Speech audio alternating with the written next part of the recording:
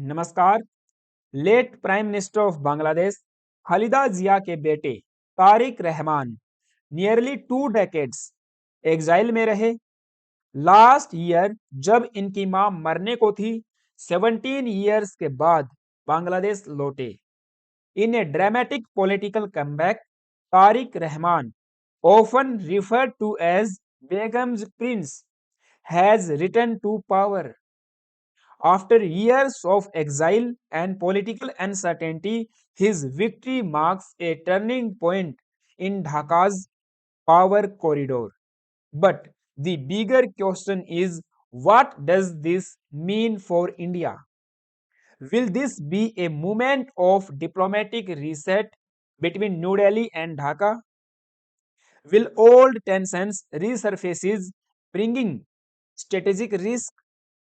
या फिर हम विटनेस बनेंगे एक नए phase of regional rivalry in South Asia? Because for India, relations with Bangladesh are not just about politics, they involve border security, trade, water sharing, migration, illegal immigration, and the delicate balance of influence between India and China in the region.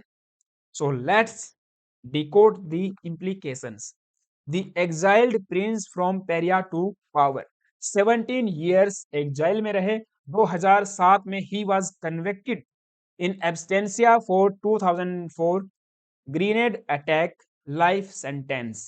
But all the charges quashed after Sheikh Hasina's fall or Sheikh Hasina's ouster in July 2024 uprising against Sheikh Hasina. 2008 में medical treatment के नाम पे बांग्लादेश छोड़ के UK shift हो जाते हैं and आरोप लगाए जाते हैं शेख हसीना गवर्नमेंट पे that he was tortured in custody. Now December 2025 में इनका रिटर्न देखने को मिलता है। हीरोइक वेलकम होता है at Dhaka airport. Hundreds of thousands celebrated his homecoming. Mother Khaleda Zia के मरने के 5 दिन पहले ये बांग्लादेश लौटे थे। इक्वेशंस एंड को इंसिडेंट्स ऐसा बना कि इनकी माताजी का मरना हुआ, इलेक्शंस का आना हुआ, जिसका डेफिनेटली बेनिफिट इनको हुआ है। लीडरशिप प्रोफाइल की बात करें तो कम्युनिकेशन स्टाइल सॉफ्ट स्पोकन है, सेल्फ डेप्रिकेटिंग है, एंड जो typical Bangladeshi fire brands and conservatives हैं उनसे थोड़ा सा विपरीत देखने को मिलता है। पॉलिसी अप्रोच बेसिकली बताया जाता है कि ये पॉलिसी ऑब्सेसिव हैं and he is not a slogan शाउटर। Focus करते हैं ऑन गवर्नेंस डिटेल्स। बांग्लादेशी इनको एक रिस्पॉन्सिबल पर्सन के रूप में देखते हैं। पर्सनल फिलॉसफी इनकी रिस्पॉन्सिबिलिटी टेकर के रूप में जानी जाती है। लेकिन इनके साथ डायनेस्टिक पैराडॉक्स जुड़ा हुआ है या कहें बना हुआ है, क्योंकि Tariq Rahman itself represents the dynastic privilege जिसके खिलाफ जुलाई 2024 में अपराइजिंग हुआ। लेकिन फिर भी बीएनपी को लैंडस्लाइड विक्ट्री मिली तारिक रहमान के नेतृत्व में। Bangladeshi have chosen stability over revolutionary purity. जो एनसीपी ने सपने बांग्लादेशियों को दिखाए थे, उन्होंने एक मैच्योर लीडरशिप को चुना, एक स्टेबिलिटी को चुना, क्योंकि बीएनपी को लंबे समय तक डेमोक्रेटिकली रूल करने का एक्सपीरियंस है। सो इन सब के बीच he is both persecuted victim and the product of entrenched political aristocracy. हालांकि तारिक रहमान ने 1971 लीडरशिप को रिप्लेस कर दिया है। पॉलिटिकल अर्थक्वेक देखने को मिला इन बांग्लादेश। बीएनपी ने लैंडस्लाइड विक्ट्री क्लेम की है। 350 जातीय संसद में सीटें हैं, या कहें कि बांग्लादेशी पार्लियामेंट में 350 सीट हैं, जिनमें से 300 पे इलेक्शंस होते हैं।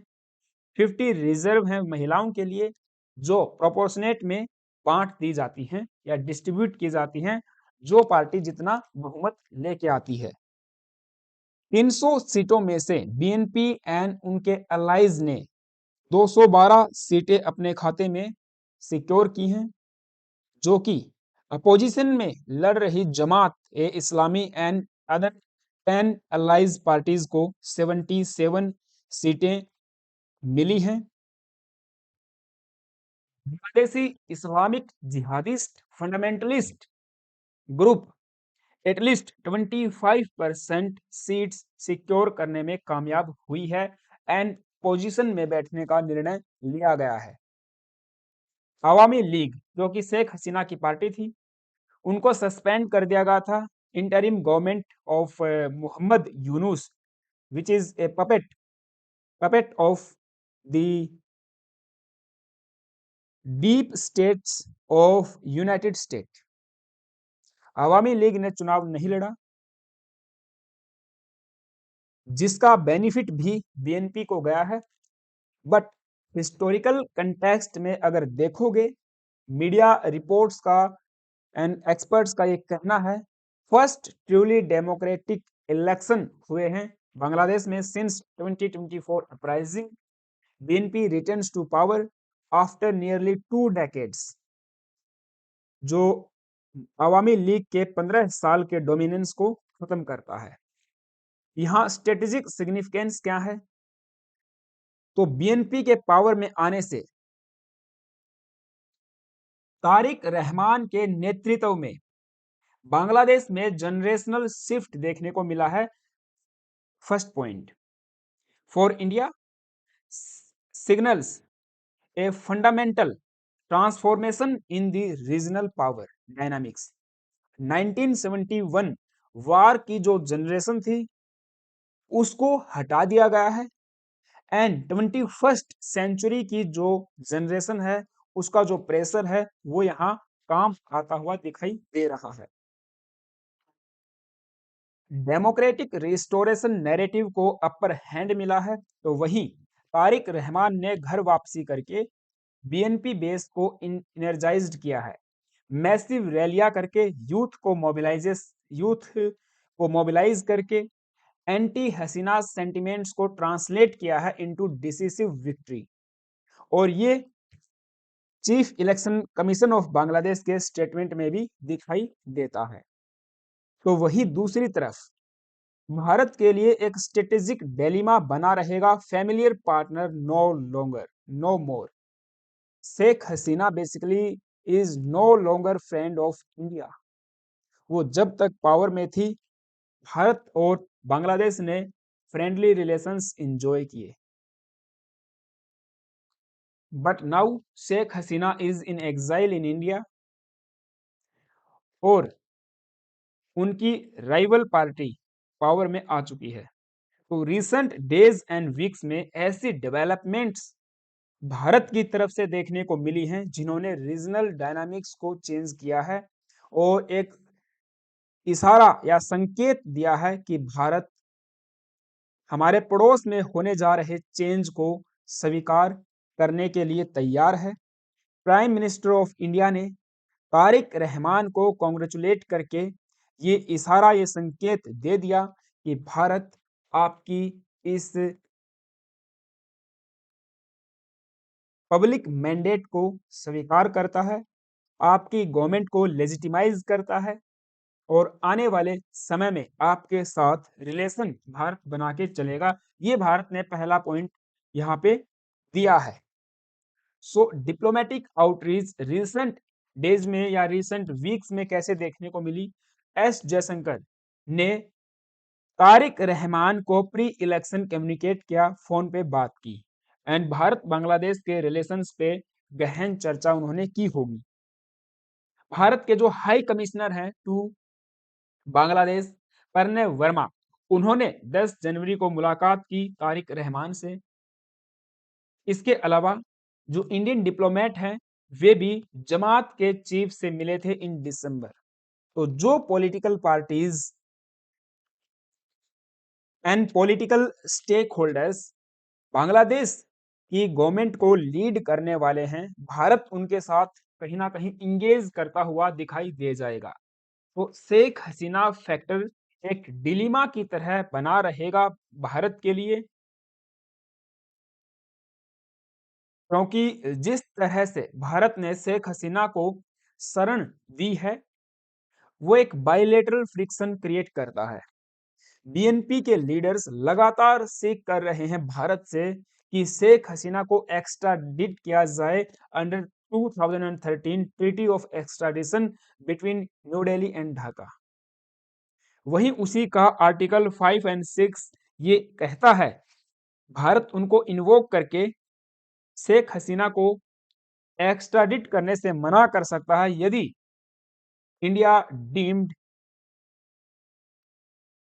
This extradition is of political in nature.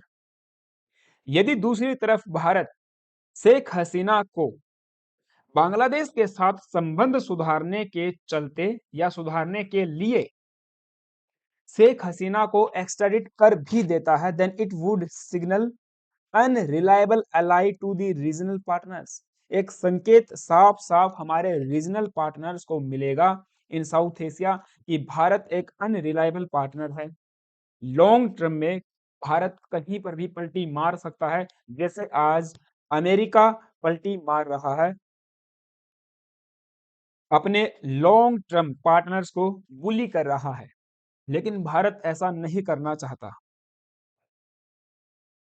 साथ ही साथ भारत बांग्लादेशी रेजिम के साथ संबंध खराब करके अपनी नेशनल सिक्योरिटी को खतरे में भी नहीं डालना चाहेगा।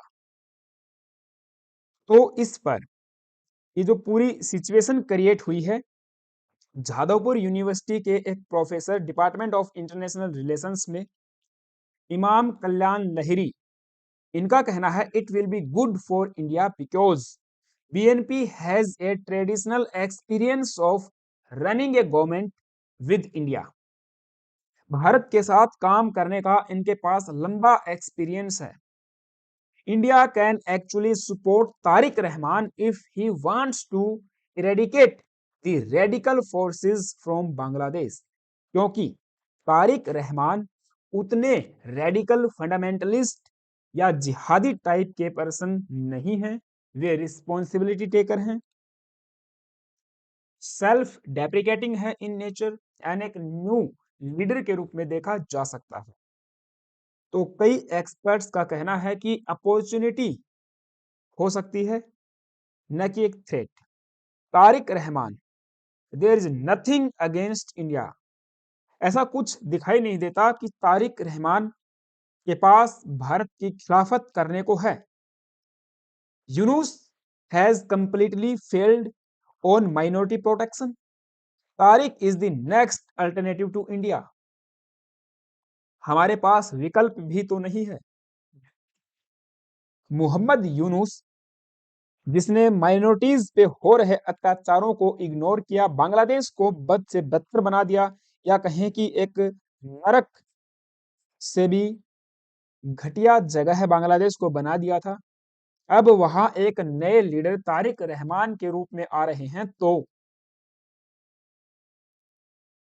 India have to engage with this. And Bharat ने वैसे भी हिस्टोरिकल प्रेसिडेंट सेट किए हैं कि आप भले ही शेख हसीना के अपोजिट में बैठने वाले लीडर हो, यानी खालिदा जिया, उनकी पार्टी के लीडर्स या फिर उनके बेटे, भारत ने रिस्पेक्ट किया है डेमोक्रेटिक प्रोसेस को। चाहे खालिदा जिया अपोजिशन लीडर के नाते भारत आई हूं, या वो बांग्लादेश और भारत के रिलेशंस को कहीं ना कहीं इम्पैक्ट कर रही हूं। And also BNP India relations have functional history, लेकिन एक जो गोल्डन एरा था वो खत्म हो चुका है। 15 years close alignment with Sheikh Hasina, enabled border demarcation, economic integration, security cooperation, वो खत्म हो चुका है। That chapter has definitely closed. तो बावजूद उसके भारत को प्रैग्मेटिक रिकैलिब्रेशन करना होगा बांग्लादेश के साथ। मेजर जनरल रिटायर्ड AK सिवाज का कहना है, relationship entering period of pragmatic recalibration. India सावधान भी रहेगा, तो साथ ही साथ हमें रिकॉग्नाइज करना पड़ेगा need for engagement with Bangladeshi leadership, क्योंकि सिक्योरिटी आर्किटेक्चर हमारा वेलनरेबल है। भारत बांग्लादेश के साथ 2500 माइल्स का एक बॉर्डर शेयर करता है, और यही 4000 किलोमीटर का बॉर्डर भारत बांग्लादेश के रिलेशंस को कैलिब्रेट करने में एक की पॉइंट है। बांग्लादेश के लिए भी ये उतना ही सिग्निफिकेंट है जितना भारत के लिए, क्योंकि बांग्लादेश डिपेंड करता है on Indian routes for trade, power, fuel and food imports. Any government choosing confrontation would face immediate economic hurdles. And ये देखने को भी मिला है मोहम्मद यूनुस के टाइम पीरियड में, जब इंडियन यार्न बांग्लादेश के लिए बैन कर दिया गया था, तो heavy losses Bangladeshi yarn industry and apparel industry को देखने को मिला, और वो लगातार डाउनफॉल में ही जा रही है। उस पर नहीं जाएंगे, बट सिलीगुड़ी कॉरिडोर, चिकन्स नेक, ये भी एक वेलनरेबल पॉइंट है। बांग्लादेश में जो रेडिकल इस्लामिक फंडामेंटलिस्ट ग्रुप बैठे हुए हैं, anti India rhetoric, anti India propaganda फैलाने वाले जो लोग बैठे हुए हैं, वे चिकन्स नेक जो वेलनरेबल एक चौक पॉइंट है, उसको कहीं ना कहीं कट करने की धमकियां देते रहे हैं। चाइना के साथ, पाकिस्तान के साथ मिलके एक ट्रायंगल क्रिएट करने की कोशिश की जा रही है, ताकि नॉर्थ ईस्टर्न स्टेट्स को ब्लॉक कर दिया जाए भारत से। इसके साथ साथ अगर BNP भी पाकिस्तान और चाइना के साथ मिलकर एक ऐसा सिनेरियो क्रिएट करती है, भारत पे प्रेशर बनाया दी जाता है इस वेल्नरेबल चौक पॉइंट को लेकर, तो ये एक बड़ा खतरा हमारे लिए हो सकता है। North east insurgency risk, this is very of the resurgence of groups like ULFA, जिसको प्रीवियसली भारत ने सिक्योरिटी कोऑपरेशन विद बांग्लादेश के साथ बैन किया था, या कहें कि खत्म किया था। उन ग्रुप्स को फिर से BNP गवर्नमेंट बैक कर सकती है, फिर से ऐसे इंसर्जेंट ग्रुप्स भारत में पनप सकते हैं बांग्लादेशी फंडिंग, बांग्लादेशी हेल्प से, या कहें कि BNP के हेल्प से। यदि भारत पॉजिटिवली इंगेज नहीं कर पाया विद BNP, तो उनको साध के चलना हमारे लिए नेसेसरी एविल जैसा बन गया है। दूसरी तरफ Rahman sovereignty stance, Tariq Rahman Time magazine 2006 में दिए एक इंटरव्यू में कहते हैं, guarding the interest of our people comes first. Okay, ये अभी रिसेंट का है। तो रिसेंट एक इंटरव्यू में उन्होंने कहा, guarding the interest of our people comes first, relations with India would be taken further but on new terms. और इनका ये भी कहना था कि फ्रेंड की तरह यदि ट्रीट करोगे तो हम आगे आएंगे, अगर बुली करोगे तो नहीं। ये तो कहीं ना कहीं तारिक रहमान को भी समझना पड़ेगा कि भारत बांग्लादेश को बुली नहीं करता है। बांग्लादेश वो एक दोस्त, एक छोटे भाई की तरह लेके चलता है।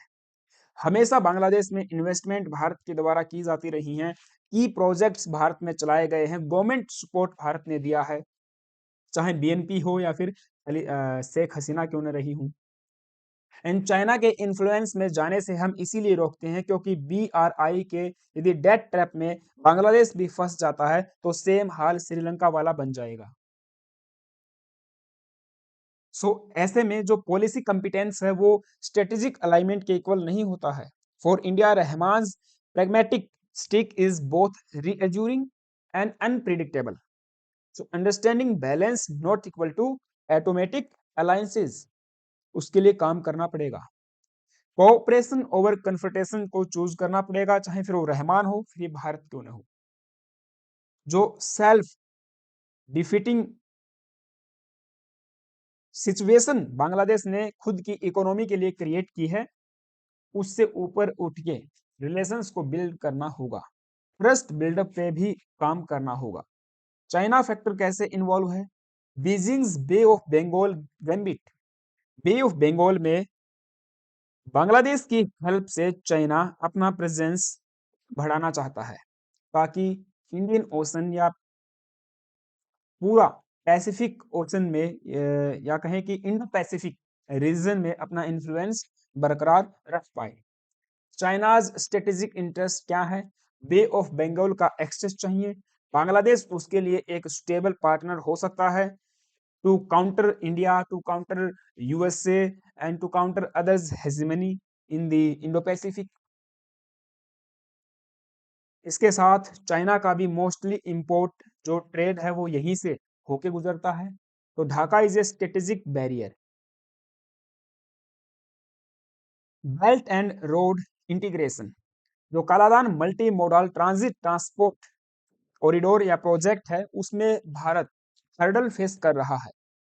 हैवी इन्वेस्टमेंट वहां अनाउंस तो की हुई है, लेकिन शेख हसीना के आउस्टर के बाद उस प्रोजेक्ट को ठंडे बस्ते में डाल दिया गया है। अगर ढाका प्रायोरिटाइज करता है alternative to India and regional partner change करता है अंडर बीएनपी लीडरशिप, तो ये भी भारत के लिए एक बड़ा झटका साबित हो सकता है। वो भी चाइना फैक्टर है। काउंटर बैलेंसिंग इंडिया, अब भारत को काउंटर करने के लिए या बैलेंस में लाने के लिए बांग्लादेश पाकिस्तान चाइना का जो नेक्सस क्रिएट हो रहा है, जो ट्रायंगल बन रही है, एक पोटेंशियल नेक्सस है, पोटेंशियल एक्सिस है, being closely monitored and significantly it could significantly counterbalance Indian influence in the region। क्योंकि शेख हसीना के समय ऐसा नहीं था, वो चाइना को केयरफुली बैलेंस करके चलती थी, भारत के साथ क्लोज रिलेशन मेंटेन करती थी, and Tariq Rahman instead inherit करता है that tight rope, but with fewer emotions incentives to privilege New Delhi, India can no longer assume policy primacy by default। So in last, what is the road ahead? क्योंकि uncertainty तो बनी हुई है without hostility. Tariq Rahman को represent किया जाता है uncertain leader के रूप में, बट नॉट हॉस्टाइल, उतना हॉस्टाइल नहीं रहेंगे भारत के against. Tariq Rahman return ends India's complacency but does not spell hostility। New Delhi is dealing with cautious leader carrying scarce given a massive mandate by a young ambitious generations। तो भारत क्या कुछ कर सकता है? हमें रिवर्स करना पड़ेगा ट्रेड एंड वीजा रिस्ट्रिक्शंस को, एक्सपेंड करना पड़ेगा engagement across the political spectrum. We have to boost people to people ties and don't assume primacy, because the era of assumed alignment is over। क्योंकि policy competence does not automatically translate into strategic alignment. Tariq Rahman definitely Bangladeshi interest को push करेंगे। बांग्लादेश को क्या करना होगा? Respect करना होगा Indian security concerns को, इलीगल इमिग्रेशन को रोकना होगा, इंश्योर करना होगा no support for insurgent people और ग्रुप, मैनेज करना होगा इन इस्लामिक फंडामेंटलिस्ट जिहादी ग्रुप्स को, माइनॉरिटीज पे हो रहे अत्याचारों को कम करना होगा या कहीं ना कहीं उनको इरेडिकेट ही करना होगा। Balance foreign relations carefully, Pakistan के साथ यदि हद से ज्यादा इंगेजमेंट हुई वो ठीक नहीं होगी, आपके लिए भी भारत के लिए भी। आपके लिए तो बिल्कुल ठीक नहीं है। चाइना के साथ में भी केयरफुल रिलेशन आपको मेंटेन होंगे, करने होंगे। ऐसा नहीं है कि फिर आप भी फिर एज्यूम कर लोगे तो ये नहीं चलेगा। For both We have to avoid stoking nationalist sentiment for a domestic gain. Addresses water sharing जो 2026 में खत्म होने जा रहा है अब मई जून में. बॉर्डर इश्यूज को pragmatically रिजोल्व करना होगा and build करना होगा institutional trust because the era of assumed alignment is over and era of earned partnership begins. तो ये सीन बना हुआ है फिलहाल के लिए एंड ये लेक्चर था. आई होप कि आपको सारी बातें समझ आई होंगी. आप सबका क्या ओपिनियन है मुझे कमेंट बॉक्स में जरूर बताना गाइज. हाँ, चैनल पे नए आए हो तो प्लीज एक सब्सक्राइब करना. वीडियो अच्छी लगी तो एक लाइक कर सकते हो. मेरे लिए कोई सुझाव है तो कमेंट बॉक्स में बता सकते हो. Thank you. Have a nice day.